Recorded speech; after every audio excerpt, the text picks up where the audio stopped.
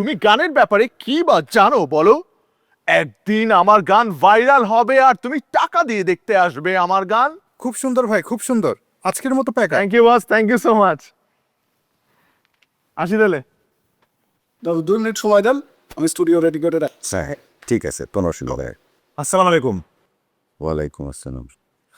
আমি রাহাত। আমি আমি আজকে আপনাকে মানে প্রথমবার দেখতেছি। আমি আমি আপনার ভয়েস ওভার শুনে শুনে খুব ইন্সপায়ার্ড হয়েছি এবং এই লাইনে আসার পেছনে আপনার অনেক বড় অবদান আছে। মানে আমি অনেক বড় ফ্যান আপনার।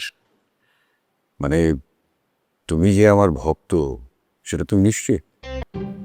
জি। তাহলে তো একটা সেলফি তুলতেই হয়। তুমি আমার জীবনের প্রথম ভক্ত, একটা সেলফি না তুললে কি হয়? হ্যাঁ, আসি আসি। জি ভাইয়া। আপনি আমার জন্য দোয়া করবেন, আমি যাতে আপনার মতো অনেক বড় মাপের শিল্পী হতে পারি। অবশ্যই অবশ্যই, একদম একদম। কিন্তু ওই শুধু দোয়াতে কাজ নাও হতে পারে, কিন্তু বরং তোমাকে একটা ধার করা উপদেশ দিই। হ্যাঁ, এপিজে আব্দুল কালাম বলেছেন, তুমি যদি উড়তে না পারো অন্তত দৌড়াও, আর যদি দৌড়াতেও না পারো হামাগুড়ি দাও, থেমো না, এগিয়ে যা। বস, স্টুডিও রেডি, শুরু করি? হ্যাঁ।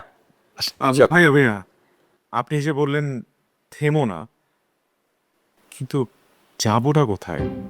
আব্দুল কালাম সাহেব তো এ ব্যাপারে কিছু বলে যায়নি। Carry on man. Thank you. হ্যাঁ